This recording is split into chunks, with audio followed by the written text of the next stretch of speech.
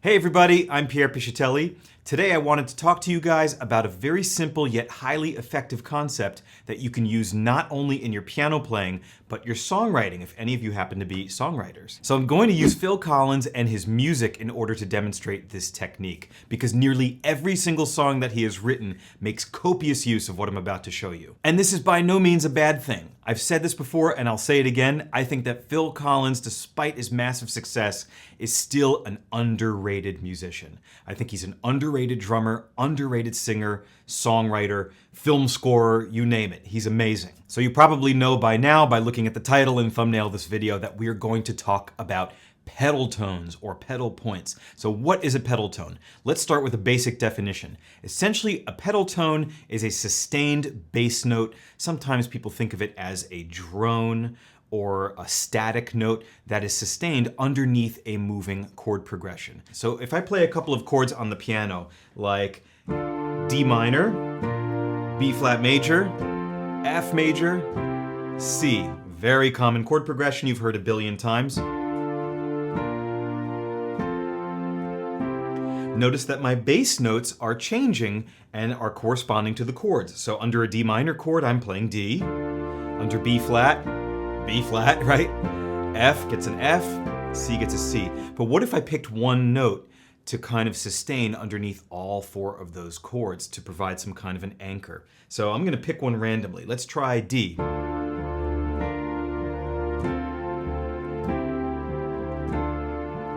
You get a very different sound. Let's try B flat.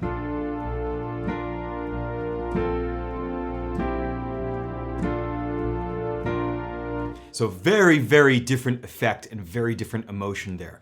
I'm sure that while I was doing that, you could already tell that this was very Phil Collins-esque. This particular sound is so prevalent across music of all eras and genres. It's by no means unique to pop music or Phil Collins. I just think that analyzing his music is a great way to learn this technique, and there are a lot of great examples to dig into. Okay, let's check out some examples. You all know this one.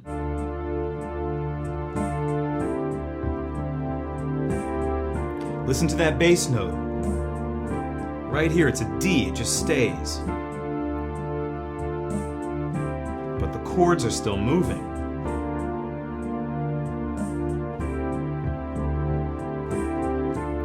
Can you hear how haunting that bass note is? If I were to move the bass notes with the chord progression, so D minor, C, the C in the left hand, B flat, with a B flat in the bass, it's just not the same. But if I maintain D as the pedal tone, we get this more emotional, static, stagnant, kind of haunting tone that just stays there, won't leave us alone. It's hard to put words to this. It's better to just hear it, but you guys know what I mean. This next example is a song that I just taught on the channel about 2 weeks ago. I'll put a link up above if you're interested. Think twice, 'cause it's another day for you. Hear that F? In paradise. The bass is holding F.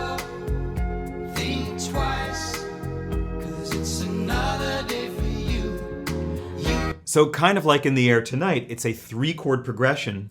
F minor, E flat major, but the F remains, D flat major, back to E flat.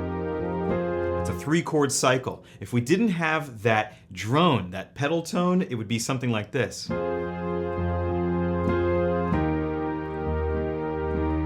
Not as interesting. Now let's go back to having the F pedal tone.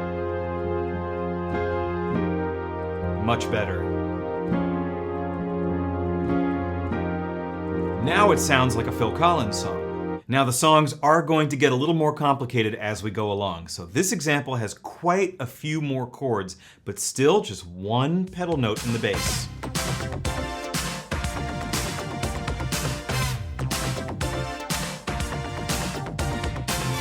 There's a C happening the whole time, it never moves. And look at how many chords are happening in the upper structure.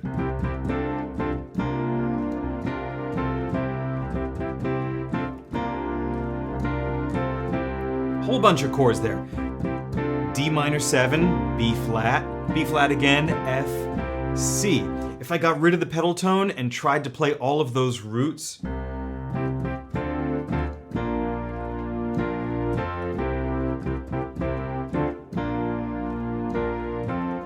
it's kind of weird. It's actually kind of pretty, it's not bad, but if I just hold the C,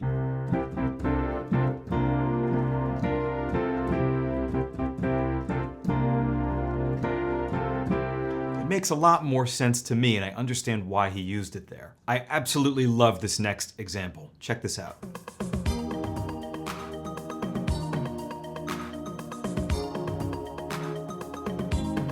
So 4 chords over E flat.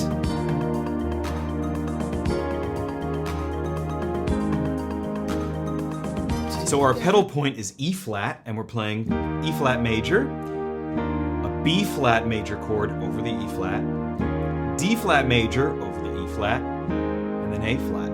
If I got rid of it,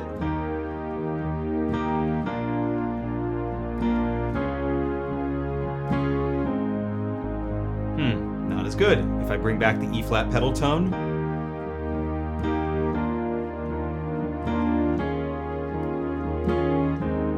it's just beautiful. It makes sense. I saved the most extreme example for last. This is actually a Genesis song that I'm sure many of you know, and it has a million chords happening over a pedal tone. Check this out.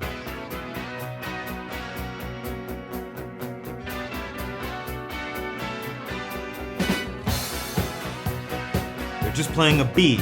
Boom, boom, boom, boom, boom, boom. The pedal point there is a B, so you just hear eighth notes in the bass like that, and it sounds like a guitar and synth are playing.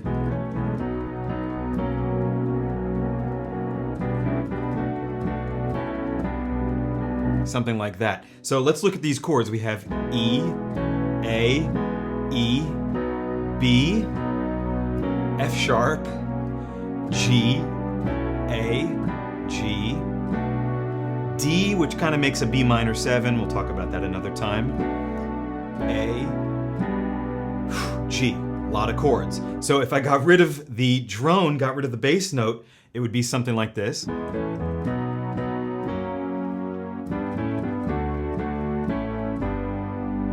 Weird. Let's bring back the B.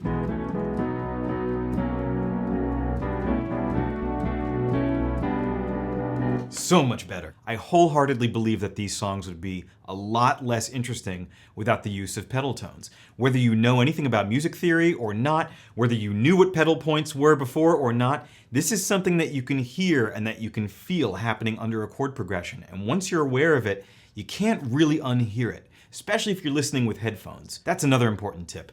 Don't listen to this video through iPhone speakers.